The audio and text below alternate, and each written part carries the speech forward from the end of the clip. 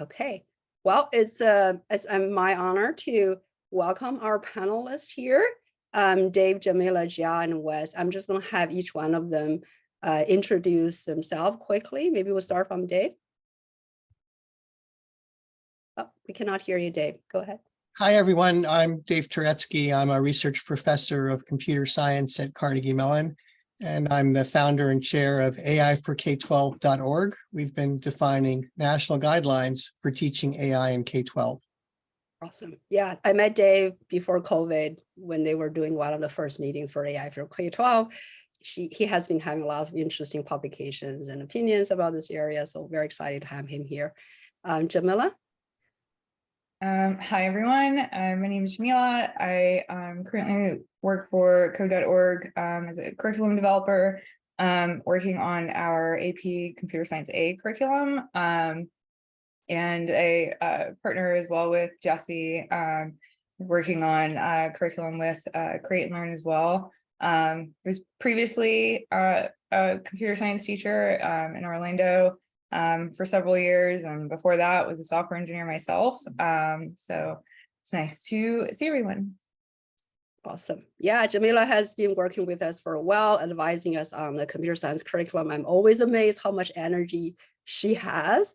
And then right now we're trying, quite a few things on ChatGPT and how can we use that to help teach computer science better with our students.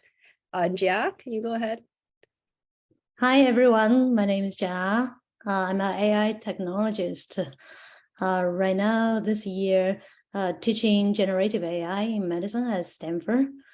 Before that, I was leading Google's enterprise AI product, where I get to know Jesse, and my team was developing AI platform, APIs, solutions across different industries. And right now it's exciting to see how AI is going to impact in critical industry like education. It's very nice to meet everyone here. Yeah, absolutely. Jia is a personal friend and we both worked at Google, but she's much more of an AI expert than me, so welcome. Wes, go ahead. Oh, Wes, you're muted, I think.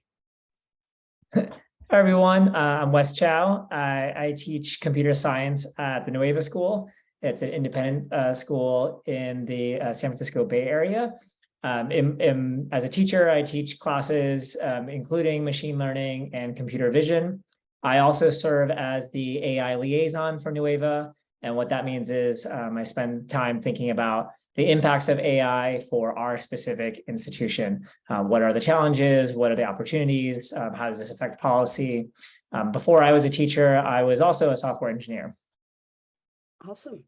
Yeah, so Nueva is an awesome school and one of the very top schools in the country. And Wes, both Jia and my daughter actually goes to Nueva as well. And my daughter actually have class with Wes last quarter and this quarter, and she loves it. So when I heard Wes is doing this with Nueva, so I was thrilled, and I'm glad that he can join today.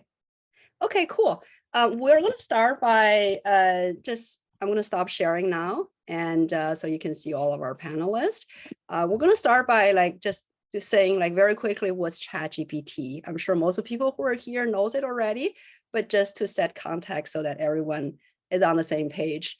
I don't know whether Dave, you want to kind of just put some highlight on how would you describe ChatGPT and what it is? Sure. So ChatGPT is a conversational chatbot. It has an encyclopedic knowledge base because it was trained on all of Wikipedia and much more beyond that. It has an impressive but clearly non-human reasoning capacity, and it has the ability to follow instructions. It was created by OpenAI, which is partly funded by Microsoft. It's a convenient alternative to search engines because instead of giving you a list of links, it just gives you the answer in ordinary text. And if you need further explanation, you can just ask for that directly rather than trying to reformulate your query if you were doing a conventional Google search. But one drawback to ChatGPT is that it's not concerned with truthfulness, and it will happily make things up. if it doesn't know the answer to your question. Because it can reason, it can answer questions it was never trained on, and it can also compose new things, such as poems or recipes, although the quality of its creations is not always first rate. Very cool. I think there are a lot like we can say about it. Is thanks for saying that, Dave. And then I suspect that most people have tried it already. I just put the link in there in case you have not tried it. You can go ahead and apply for an account. I don't know whether there's still a wait or not. You might even be able to get it instantaneously. And I will just give one quick demo.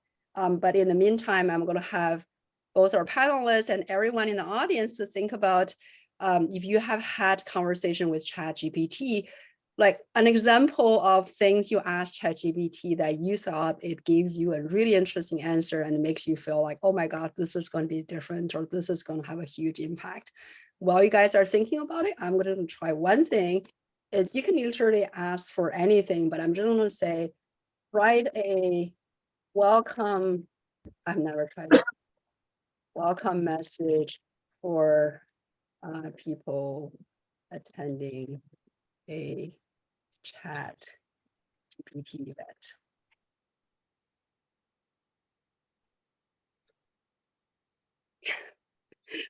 Anyway, so that just gave you an examples of like anything you want to write. I probably can write something that seems pretty reasonable. Okay, well, I'm going to hand that to our panelists at this point, and then for everyone who is listening, I love to have you put in your chat about what you have asked for, like example of ChatGPT that you thought it was really interesting and makes you feel like this is amazing technology. And for our panelists, and does any of you want to share a couple of examples that you have tried?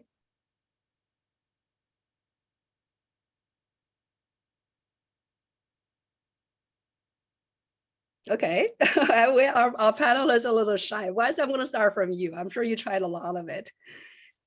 Sure. I think for me, instead of saying there's a specific thing that made me think, oh, this is revolutionary, this is like a really big deal, I think for me, it's really the breadth of things it can do, right? So if you look at historically, there are quite a few AI models that are quite good at a specific thing.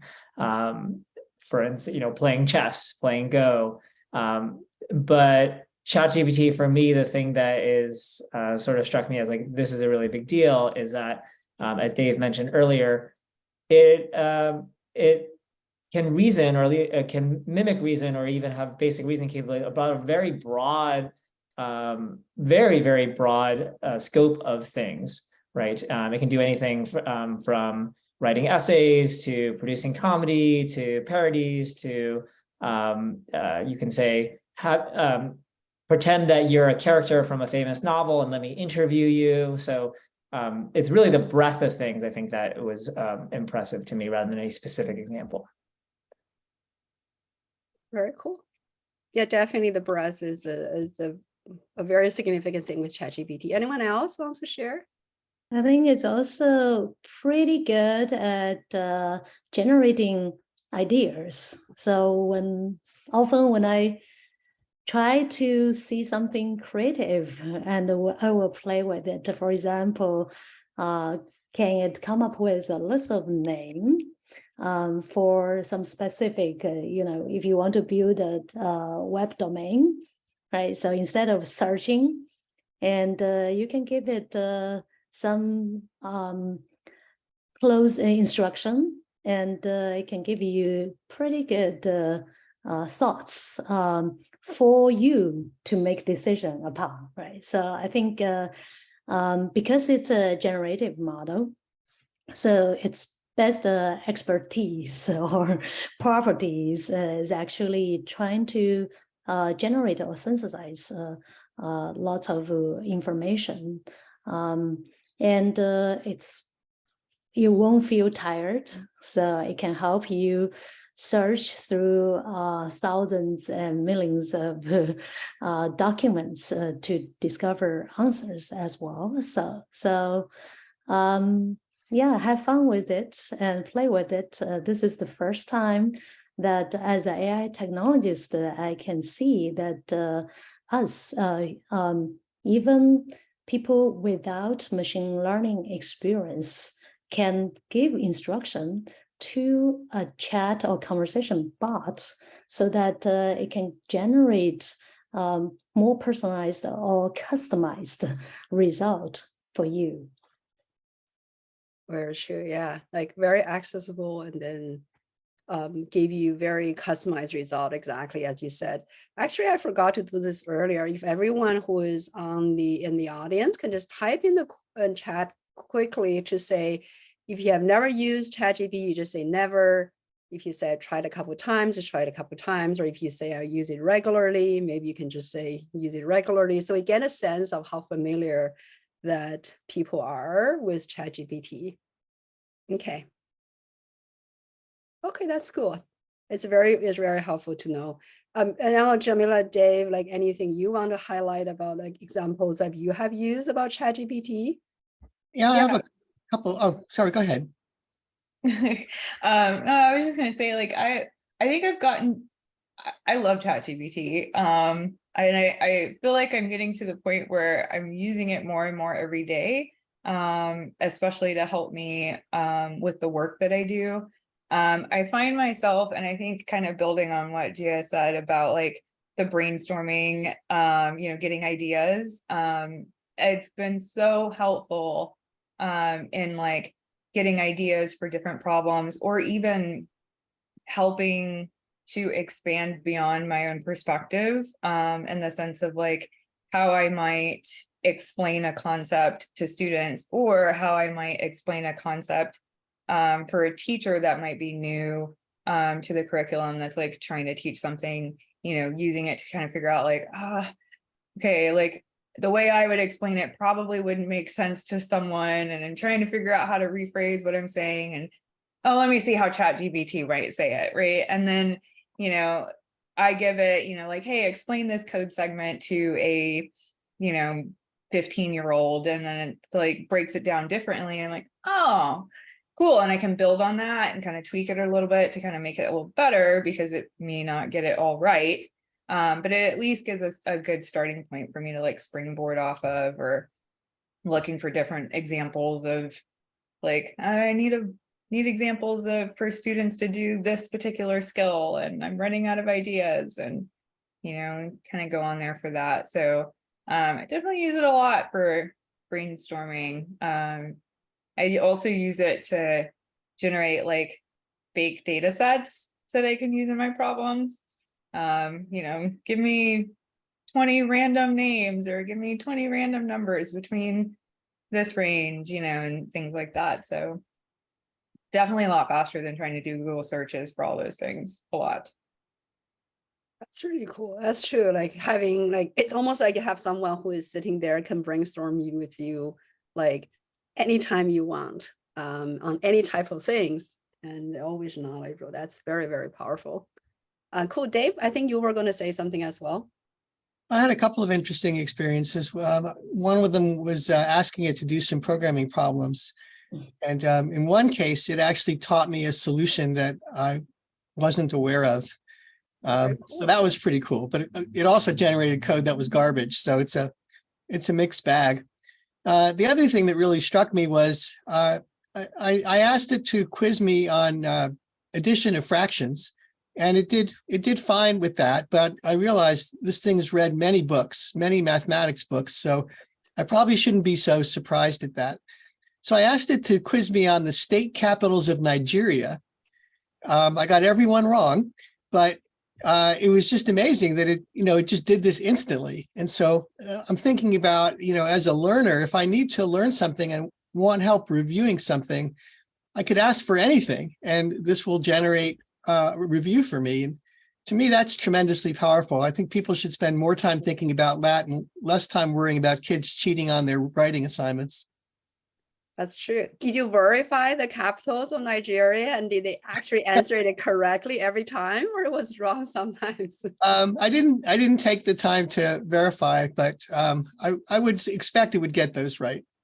That's true. Like for like those kind of fact, it tends to get it right. Yeah. Yeah, that's very, very, very true. Yeah, actually, you guys already touched on that a little bit. Like we're all talking about what are the short-term implications and things we can do with ChatGPT. We can also talk about long-term. I actually want to talk about long-term because when it's long-term, we don't have to worry a lot about the details of logistic issues. And it's really allow us kind of imagine that how this actually might change aspect of education very fundamentally. I know this is a topic that you guys have all talked about, like think about, like, like, I don't want to share it or, I know Jamila, you have some ideas, I'm sure other ones as well. And I also love to hear from the audience, what are some of the long-term things that you have imagined saying, it would be awesome if ChatGPT can help this, or you believe it can help this? Go Yeah, ahead, Jamila. I definitely think there's a lot of opportunities to really make the learning experience more equitable and accessible for all students, I think, in any content area, because, you think about the fact that, like, like we were saying, like being able to get additional examples and additional explanations from things. And, so if you're that kid that's sitting in class that's struggling to understand what a teacher is teaching you, and you need some additional examples or additional practice or whatever, like it's so helpful in giving, stuff like that. And I think even as a teacher, like, if we get to a point where everybody feels comfortable using a tool like that, being able to refer a student to that to kind of get those additional examples, or helping them break down a problem, or things like that. Like I think it would definitely improve how students can learn, and that the tools that they have access to learn with.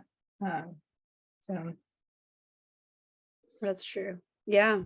I remember, like, Jamila, in one of our earlier conversation, you also mentioned that a lot of times, like, you know, in a lot of schools, and there may be good access to teachers, there may not be good access to teachers all the time, that something like this could be super helpful to kind of complement teacher resources.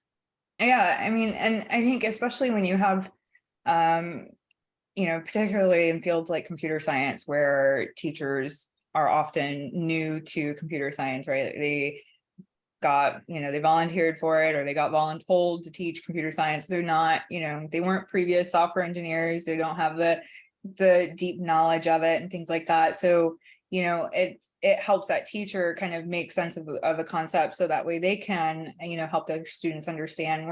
We don't have to be solely dependent on the teacher as being the sole source of information. And then that way we can kind of move to helping students learn how to innovate and understand information, and like verifying information, and how we can use that, and how we can improve on problems that have already been solved. How can we make them better, and things like that. And it just kind of helps contribute to that more collaborative experience where everybody's learning together, including the teacher, instead of just the teacher being the sole source of information that has to like maintain, conveying all that information and making sure they've memorized all these facts and stuff like that, like getting them, using it and stuff like that. So, definitely, instead of having to depend on teachers, hiring teachers or training teachers to know everything, like we don't have to depend on that, I think, as much. We can just really just like focus on like, what are you passionate about, and what can you help students really be passionate about, and then how can you leverage the different tools that are available to help them become passionate about those things. That's true. That is true. The other thing, I think long-term, something that I spend a fair amount of time thinking about, because we are a pre-K through 12 school. So for us, like one of the things we're thinking about is like, if I have a preschooler right now, I teach in the upper school at Nueva, but we have a preschooler coming in right now who's 4 or 7, right? 10 years from now, they'll have grown up in a world where ChatGPT 4 and GPT-5 have been readily available to them for years, right? So what does that mean for them when they come to us as a 9th grader? What does it mean when they graduate from our high school? And I see in the chat a couple of questions about what does this mean for independent thinking, critical thinking, why should we even learn stuff, right? If we just ask ChatGPT and this magic box will spit out whatever we want it to do. And so kind of tying those things together, one of the long-term things that I see is ChatGPT, and I'll say generative AI in general, is going to raise the floor for skills, right? So, you know, the ability for someone to write basic code, for example, you can offload that to ChatGPT. The ability to generate a marketing plan and produce marketing content, you can offload that to ChatGPT. And I think of this in the same way that I think of other tools in the past, like calculators, like computer-aided design. You know, the fact that we have calculators doesn't mean that no one needs to do math anymore, right? The fact that we have CAD doesn't mean that no one needs to do engineering anymore. But the fact that we have calculators means that high school students can do higher order math, right? They don't have to spend as much time being super proficient with arithmetic. The fact that we have CAD means we can do higher order engineering because we can offload the basic stuff to computers. And so one of the things that we're thinking about, and I don't have the answers, I don't think anyone does yet, but is there will be higher order skills where we can offload the stuff that right now is considered knowledge work. We can offload that to computers and to, you know, whatever generation of generative AI comes next. And what our students need now is the critical thinking skills to discern what is good output, what is usable output, how do we generate that output, and then what do we build on top of that? That's true. The long term, I mean, this is why we can start talking about long term, because we, you know, it's good to start with long term because it really elevates things, but how we can elevate things and how we can get that to everyone going to be a very, very long and complex process. But that's a really, really good point. You know, Jia and Dave, if you want to have anything chime in, I'm going to have you chime in as well. But I'm just going to say one thing that people are wondering, like, what should kids be learning? What really should they be doing now that there's ChatGPT? And one way I always think about it is, can any of us sitting here and build a satellite or build a probe that going to Mars? No, even though there's ChatGPT, right? Can myself even write? And then, by the way, I have a computer science PhD and I've taken quite a few AI classes. I'm not an expert in any way. Can I write a commercial product, which is a much smaller goal than going to Mars? Can I write a commercial product that is AI for computer vision? And I was like, I probably can't with just ChatGPT. I still need to learn a lot. But if I learn it, I probably, instead of spending 5 years to be good at it, I probably could take a year to do it if I would really put in there. I think that's really what in the long term this is going to do. There's still a lot to be learned, but the very basic things get replaced and then people don't have to worry about that. And of course, education has to follow in the sense that how do we have the kids go to that next level of skills and instead of the basic ones. But sounds like, Jia, you have something you want to share. Go ahead. Yeah, absolutely. As a parent, I felt we are in a very historic moment with all these revolutionary technology coming to us. And definitely there will be shift of how we work, how we innovate. And it's very important for our kids to be able to continue to learn, to create, and innovate, and more importantly, to learn to have independent thinking. Think of there are so much data that will be generated based on technology like ChatGPT in the future in our world, right? How can we have, or our kids can have the independent thinking that they will be able to tell misinformation and credible source from all these credible source. So, and also they will need to leverage advanced tools to get better on everything that is now needed out there. More importantly, as a society, how do we adapt to a world with all the new advanced technology, right? So there was the computer moment, right? So there were efforts based on calculating or based on, even search, right? And that such effort, many of the traditional effort would be offloaded, as mentioned by Wes and Jesse, but new needs will come up, right? So, for example, in computer transformation moment, that we have engineers, we have programming that was never a way that human build tools in the past. But now with ChatGPT, with new AI technology, there is a lot of still like tedious work that can be offloaded, but still the novel, innovative, creative efforts still will be needed. And I hope our kids can learn how to contribute in that front. And apart from that, social interaction, real world, physical world activity, friends and community are very important. I wish my kid could learn and grow happily in this historic moments. Yeah.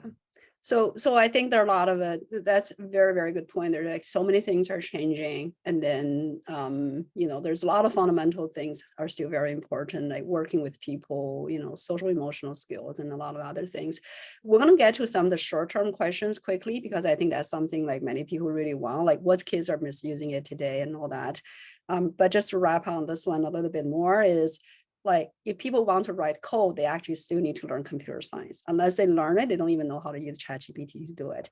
If people want to write great articles, they still need to understand how to convince people what are the angle that everyone really care about, and then to write great articles. And it's not just about collecting fact and all that. It's just a low level thing that get sort of now replaced by ChatGPT. And another question as a transition question is, I think people need, this is going to be a very long process for people to figure out how to get from where we are today to the future. And I know very, very few schools have the resource to do it, but luckily, I always feel lucky that Francis is in New Wave and have teachers at the West are thinking about it.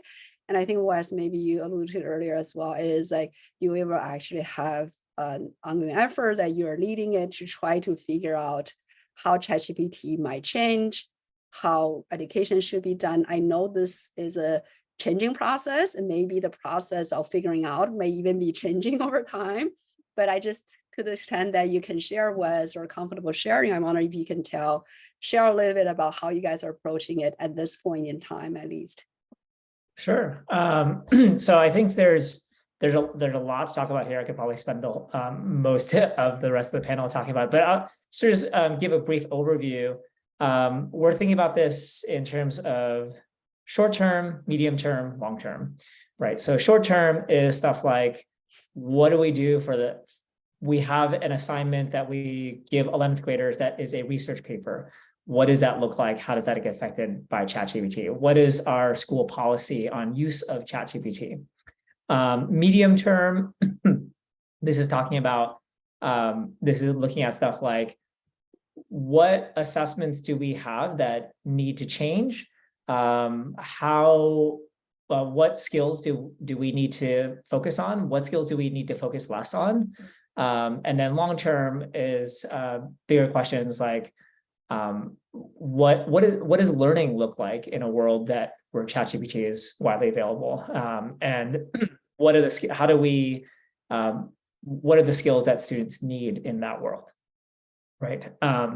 So in the short term, some of the things that I see in the chat that people are wondering, like, how do we promote independent thinking? How do we keep kids from saying, well, I'll just go to ChatGPT and look at this? Or I think a couple of things that we're doing. One is the main one thing I would just start with is that we're not banning ChatGPT, right? For a couple of reasons. Primarily, one, culturally, philosophically, we want to trust our students, and we want to try to teach them how to have a moral compass and to do the right thing. But two, also, you know, banning things that kids are excited about doesn't really work all that well, right? So what do we do instead? Instead, what we do is we foster an environment where we encourage kids to be curious. At the same time, we have them experiment with ChatGPT, and instead of saying, "Hey, you can't use this; it's too powerful," we do the opposite. We have them play with it and have them realize this actually isn't very good, right? Like, we have students write essays with ChatGPT, and the students like, and we say, "What do you think?" And the student's like, "This is actually not that good. I think I could write a better essay." And we're like, "Okay, great. So do you want to use this to write an essay?" They're like, "No, because I would get a worse grade than if I did it myself," right? True. What are some of the long-term things that you guys are thinking about, or is the school thinking about starting from a particular age group or things like that? I don't know if anything is probably still in discussion at this point.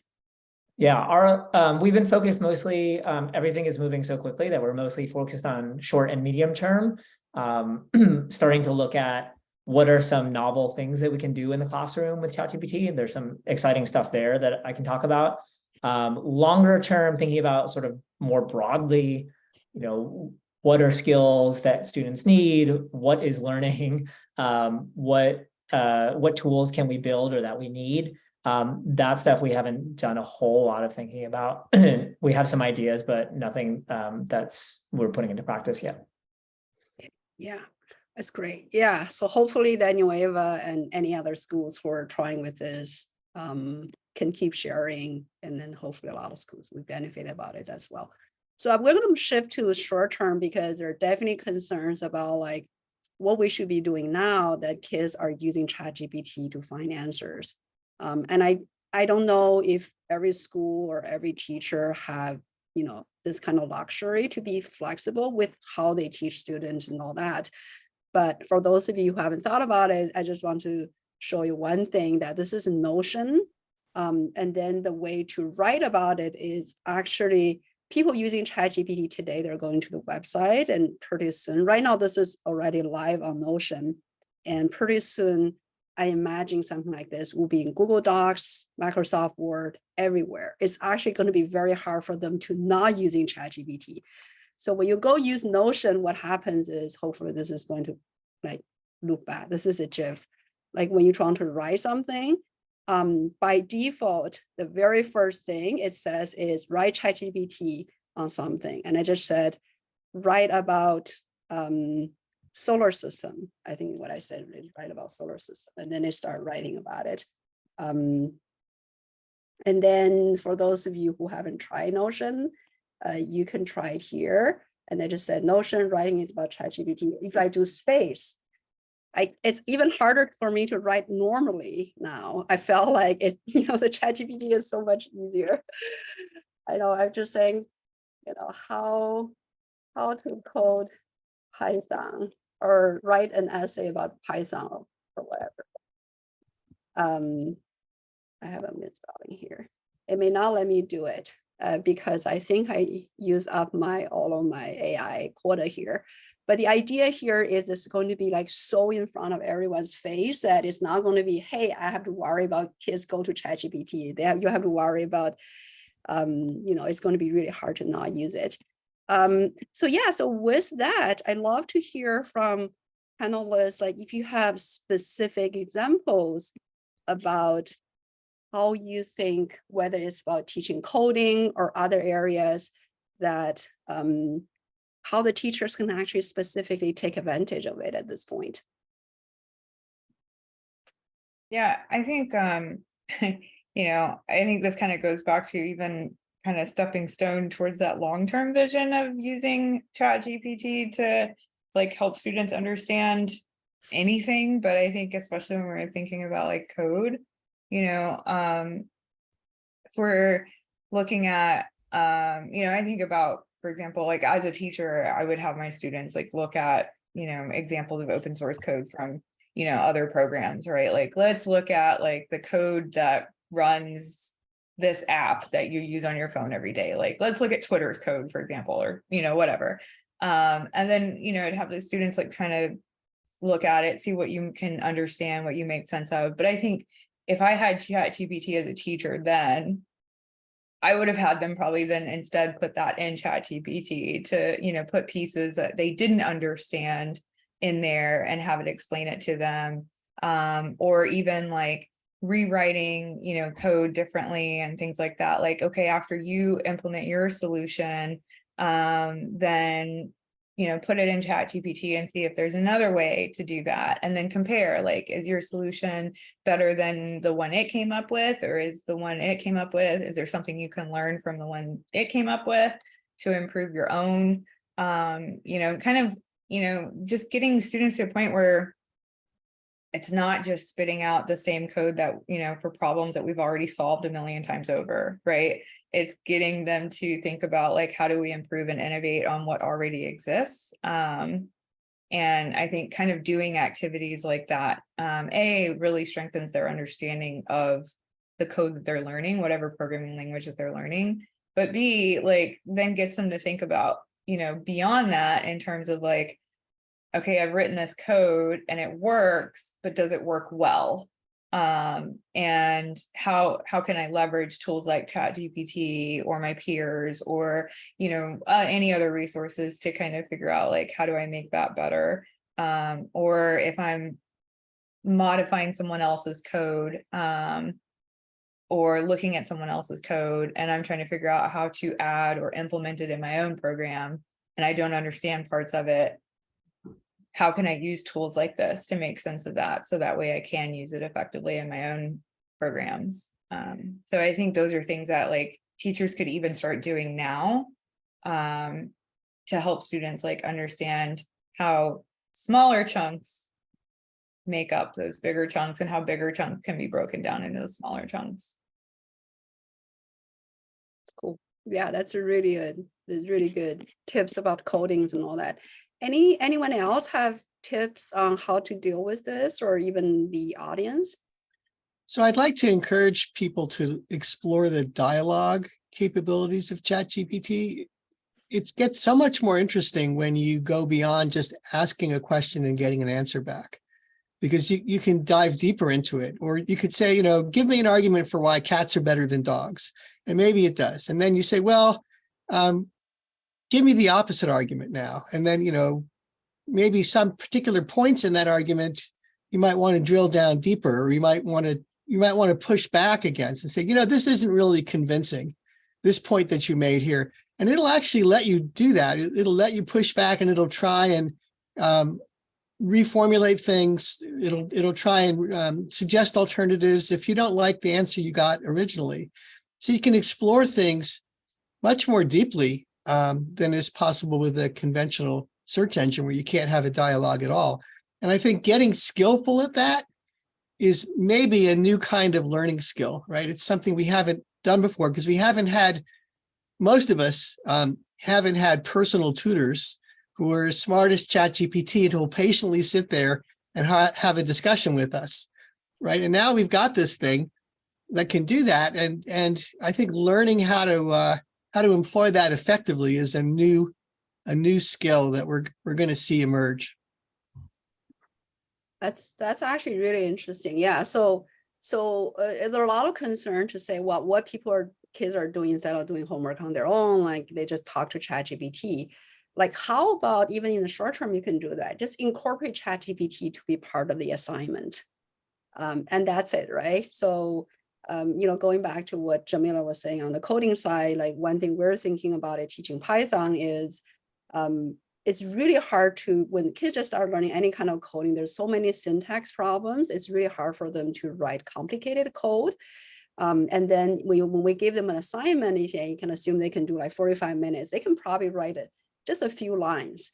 But with ChatGPT, we want to give them much bigger assignment, just to say, tell the ChatGPT to do this, verify it, add a few things. You have to kind of consider that to be part of it. And then even similar to what Dave was saying, right? You can write a science paper to say, use ChatGPT and then see what it said and how do you feel about it? Did you find a couple opinions that I didn't say that you find that are interesting? Did you identify any issues that it gives you that is actually not correct? Can you add pictures to what it says?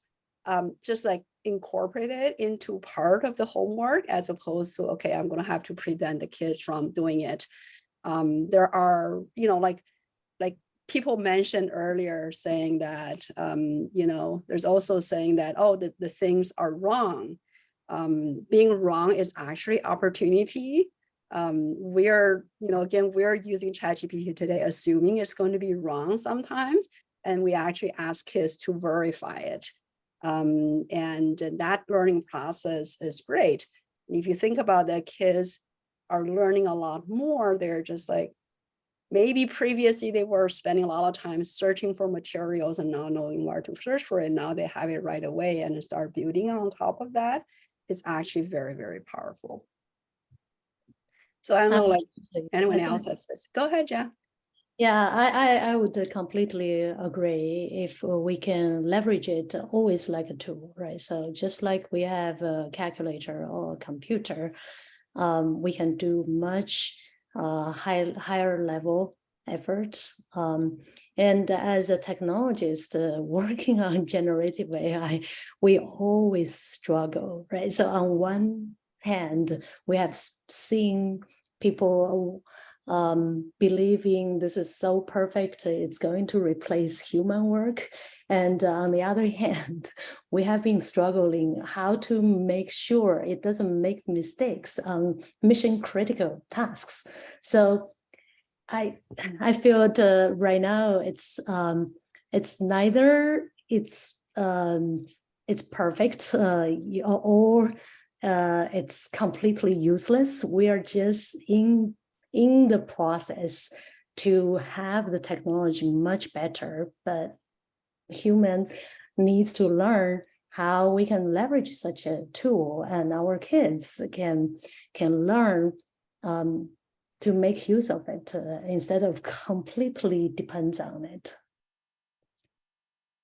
I think Dave earlier mentioned, and I see some folks in chat alluding to, the ChatGPT in its current form has limitations, right? It can produce inaccurate information. A couple of things we haven't talked about. It won't give you very much in the way of controversial topics. You can try this. Go to ChatGPT, ask it why Reconstruction in the American South was a controversial topic. It'll give you a really bland answer. You can ask it about identity politics in the current US. It'll give you a really bland answer. It doesn't do very well with personal narratives. It writes a very well-formed college essay or cover letter, but it doesn't have the kind of personal anecdotes that really make those kinds of things shine. So you can actually leverage those failings by asking students to compare that with either their own work or with exemplars of good work. Or you can ask them to take those things and say, edit this until it's better, or what is missing from this, right? And that, I think, we've piloted a bunch of exercises like this across disciplines in English, in history, in science. And I think this does two powerful things. One, it helps teach students that skill, that higher level critical thinking skill that we want students to learn. What is good versus what is merely adequate. And also at the same time, it exposes students to the limitations of ChatGPT. So they're aware that this isn't just an all-knowing oracle that you can ask questions to and take verbatim.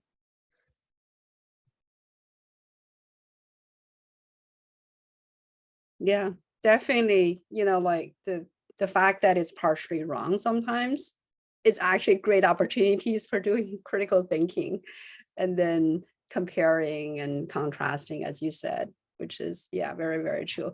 And by the way, I think several people actually upvoted a question. I don't know if anyone answered it, is are there leading expert in the US on AI ethical implications and AI bias. Like, I don't know, Dave, you know any from the AI for K-12 or Gia? I know like Stanford has this AI for humanity thing. I'm not so sure whether that's an area that they care about or not. Or Yeah, Stanford has the Human AI Institute looking at large language model and call it foundation model. There are lots of world-class natural language processing experts, and there is a lot of how to say aspects that ethics aspects that is one of the top priority.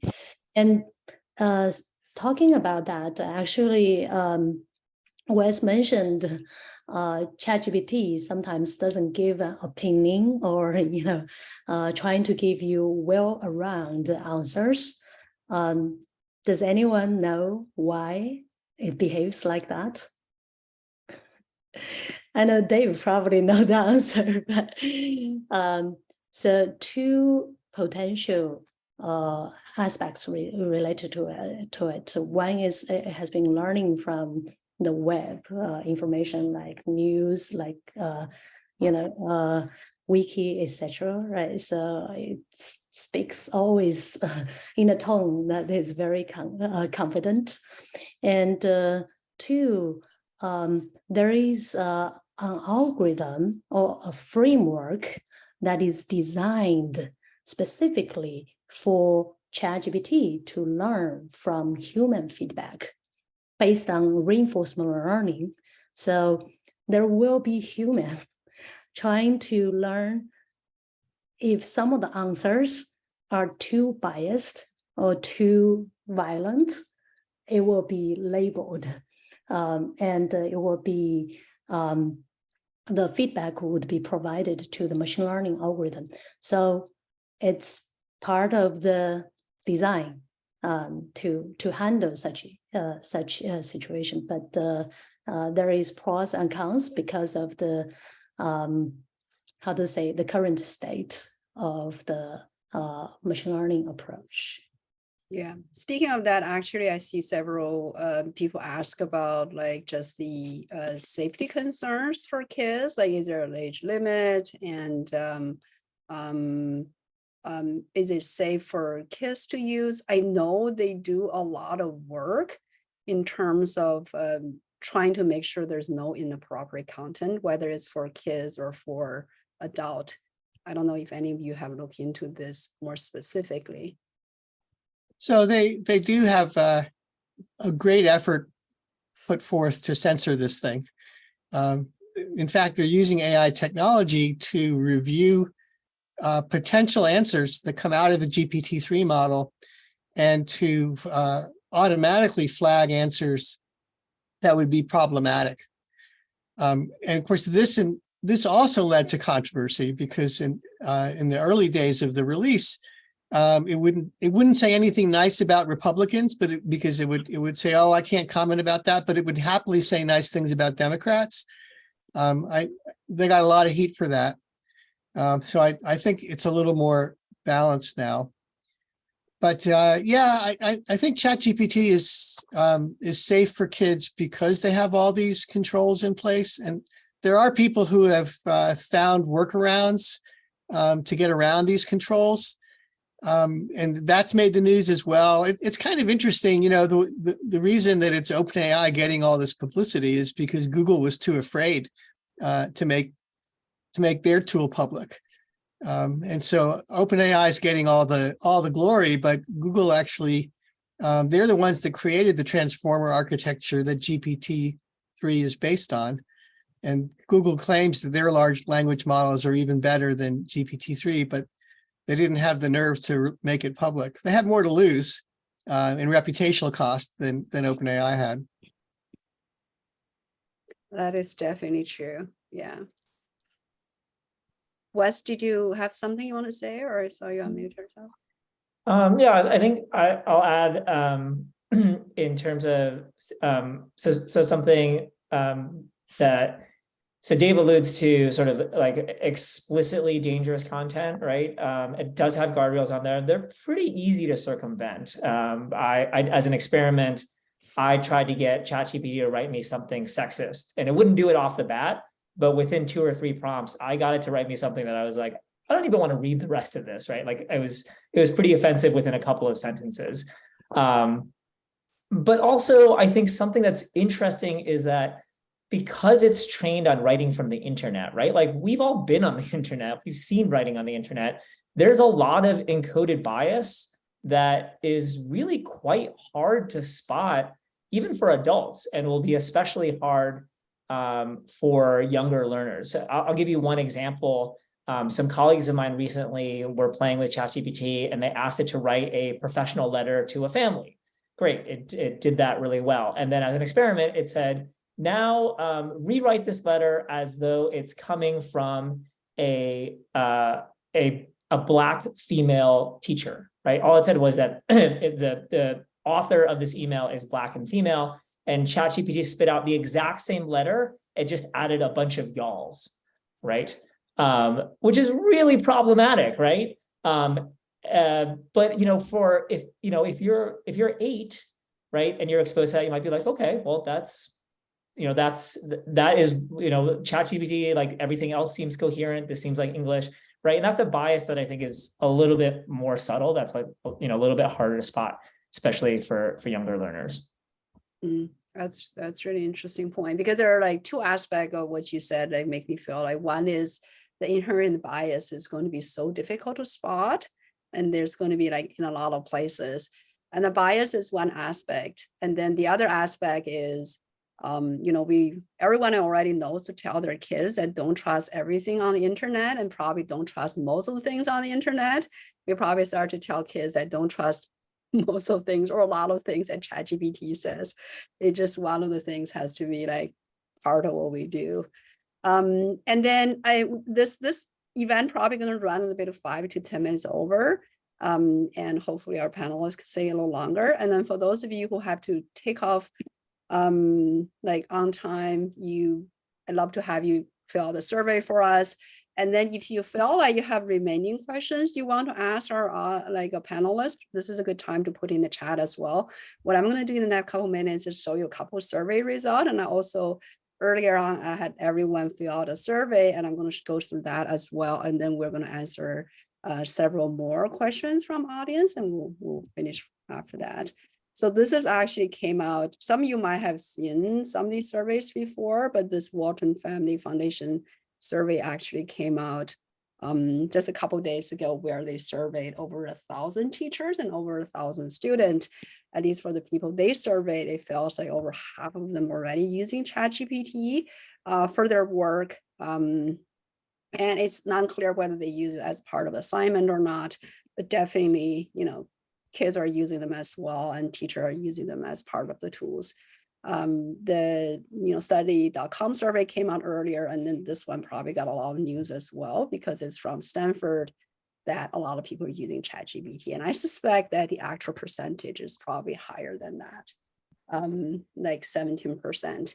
So yeah, so I'm going to ask, are we going to get the slides? Yes, we will share the slides. And another thing we did, actually, we did a lot of preparation for this panel, and there's a bunch of references that you guys can look at as well. So another thing I'm just going to through quickly is, this is a question we ask, and you guys can go through it. The way this question is structured, you branch out, whether you answer you're a student or parents or educator, and you get slightly different questions. So this is, looks like we have half of them are teacher, and then people who are attending, a third are parents, and and then there's like people in other categories. For parents, it says, well, parents haven't tried it. Definitely highly encourage you to try it if you haven't tried it. And then we have split between people who haven't tried it and people who use it all the time. Interesting. I guess some of the parents are expert in these categories. Definitely try it so you can understand that how it's being used and things like that. How do you feel about your kids using it? Okay, like none of the parents saying don't use it, but use it, use it if it's guided by teachers and under supervision. Okay, that's cool. And then biggest opportunity and threats.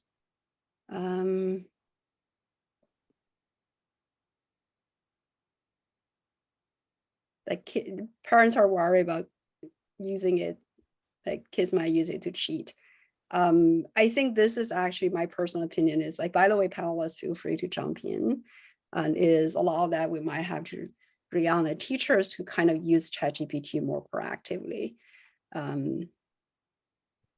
So this is actually remind me one thing, Jill. I know you're a parent, and how are you? Have you tried this with your kids, and how are you using it with her? I know your kids is like 4th grade or 5th grade. Not yet.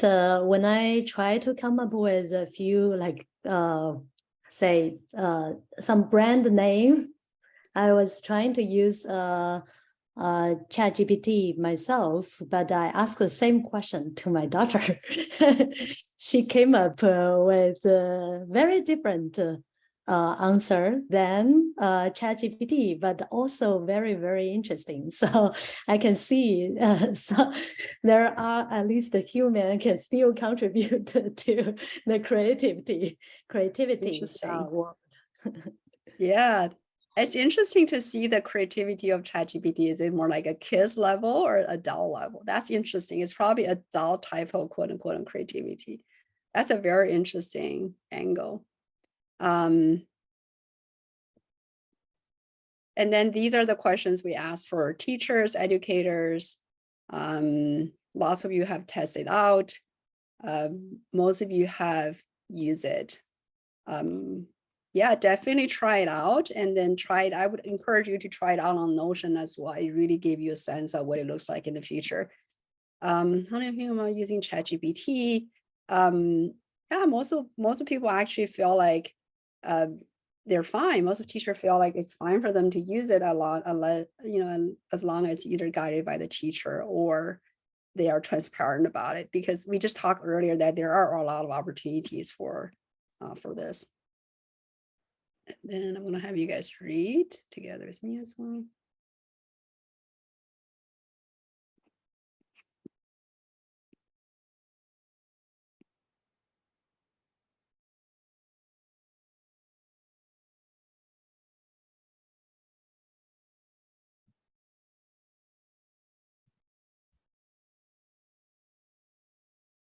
Yeah, the biggest concern are like all cheating related. I think, again, I don't know if there's a way to prevent it.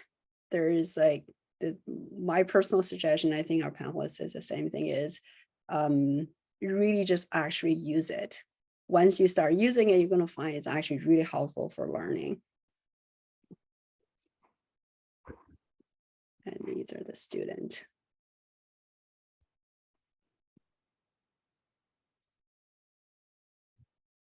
Okay, there's some questions here as well. We can pick some of these questions. But before we take off, I know this is a new concept for some, but I think it's actually also always helpful for people to understand how does ChatGPT work? Not so much like when you type it, it gives you something. How did they create this technology? I know, Dave, you have maybe some thought on this, or you want to share it? Yeah, I can say a little bit about that. So ChatGPT is what's called a large language model. A lot of research labs have been building these. Google, OpenAI, Amazon, Facebook, Baidu, they all have these large language models. They're trained in several stages, but the initial stage, the most important one, is exposing them to massive quantities of text and just asking them to predict the next word in the sentence. So they'll take all of Wikipedia, most of Reddit, hundreds of books, news reports, all kinds of online textual material, and just train this model they go through this text and they just ask it, what's the next word? What's the next word? And what surprised people is that when these models get large enough, all of a sudden, just this kind of training is causing them to develop these reasoning abilities that just weren't seen in smaller scale models. Now there is some fine tuning that's applied afterwards, but this is the most crucial step, is just training these gigantic models on huge amounts of text. And as people are pointing out, currently the text is uncurated, right? So if you take all of Reddit, for example, you're going to get a lot of racist, sexist, crazy stuff. And so you could imagine that in the future, people will create more carefully curated data sets to focus on the good stuff and weed out the bad stuff. So when you ask ChatGPT a question, the way it answers your question is it takes the question in and then tries to predict the next word. So obviously the next word after the question is going to be the first word of the answer. And then it appends that and tries to predict the second word and so on. And so it's actually producing these answers one word at a time using this prediction algorithm. Yeah, very cool. And so it does these kind of predictions. And then I think for ChatGPT, they also add on top of that, did two more things.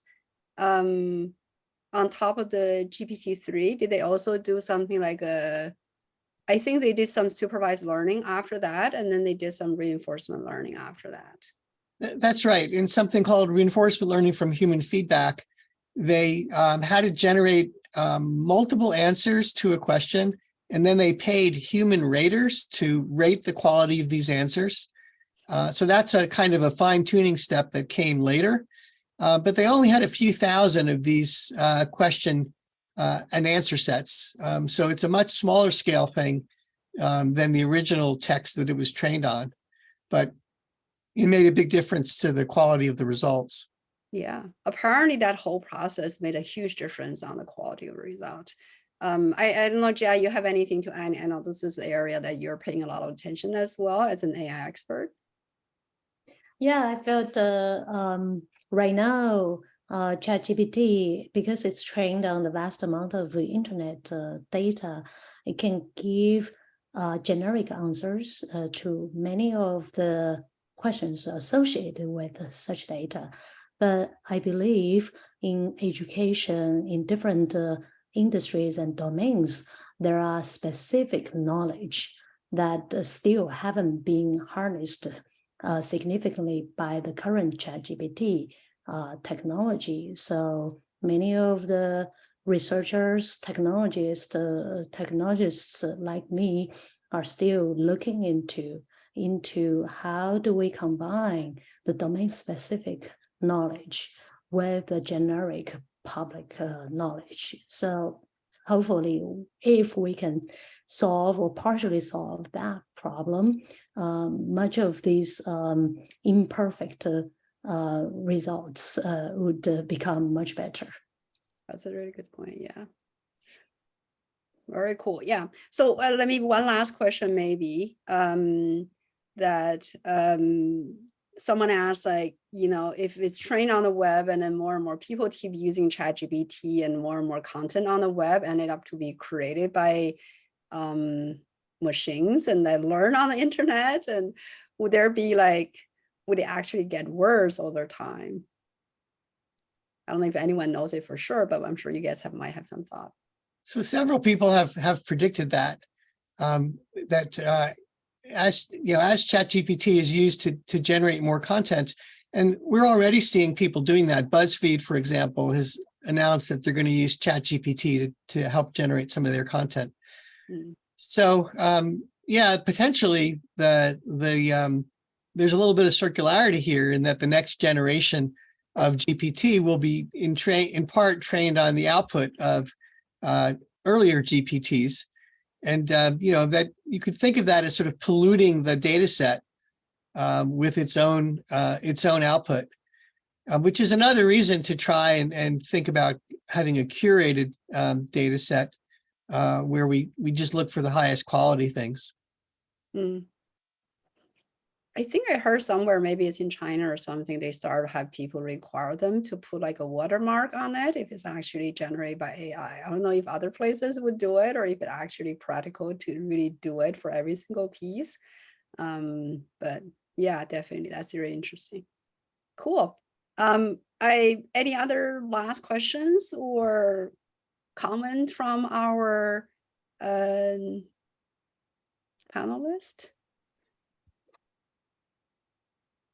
Okay, if you guys, I'm going to give you guys a question. Like, if you give one advice to the people here, whether it's parents or for educators, what would be that one advice summarizing what we have said today?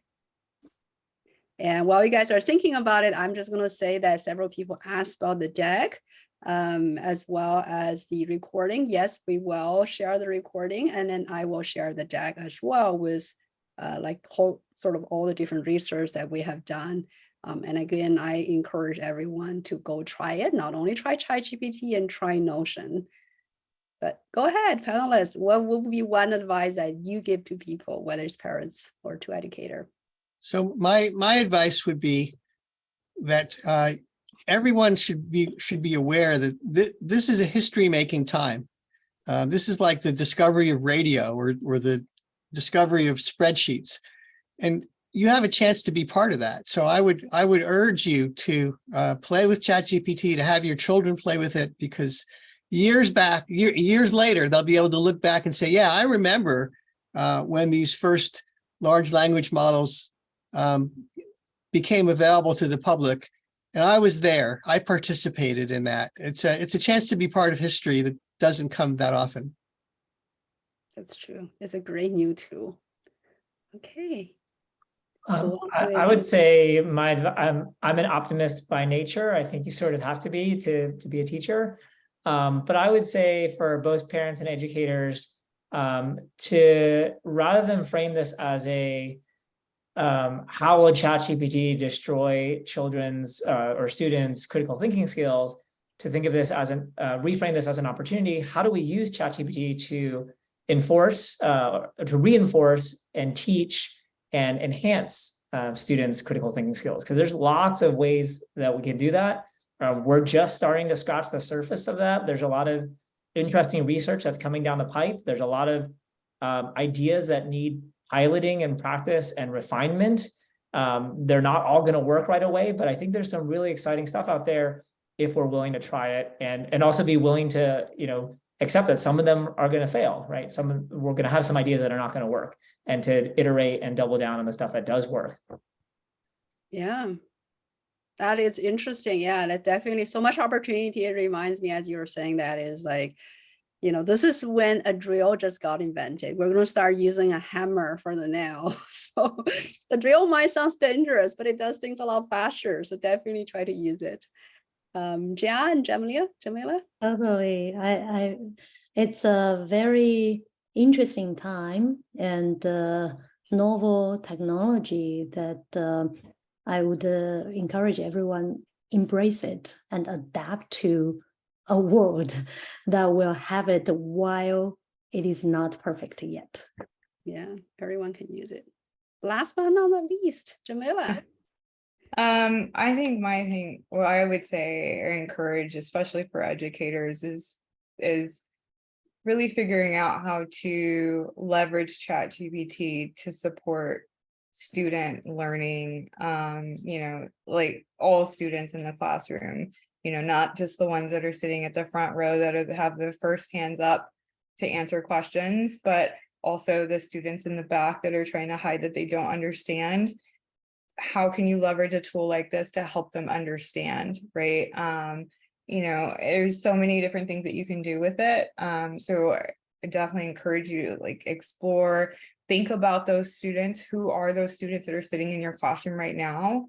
And ask ChatGPT how you can help them, and just have a conversation with it and figure out what ideas it can come up with, or even how you might put that in front of the student to, have them ask it questions, while you're teaching, so they can, be able to participate, be active participants and collaborators in your classroom. So definitely see that as a tool to support you as a teacher, not as the, oh my gosh, it's another thing that they're going to use to try to cheat. It can help them in more ways, I think, in my opinion, than it can hurt them. Yeah, use it. Once you use it, you're going to see so many benefits of it. That's awesome. As a parents, and just to wrap up, as your parents, you might, hopefully you're not feeling feeling hopeless or helpless, not hopeless, helpless that, oh my gosh, a lot of these are depending on educators. I actually think parents can kind of help student or help your child to create a habit with ChatGPT as well. You can use it to do a lot of brainstorming. You can use it to brainstorm like, where's your next vacation? What are you going to do for this weekend? You can see if it can assign chores in your house, come up with new recipes, and like pretty much everything that you do on a daily basis. And you can try ChatGPT and actually make something fun with your kids as well. And see if it can create a game for you guys. I don't know, but maybe it could. So definitely it's a fun thing that you can even use on a day-to-day basis, help you understand more about it as well, and help your kids to use it in the right way also. Okay, well, with that, I want to thanks our panelists again, and thanks everyone for joining. This is very exciting. Hopefully you'll have more fun using ChatGPT. All right, bye. Thank you. Bye. Bye, guys. Bye. Thanks, everyone.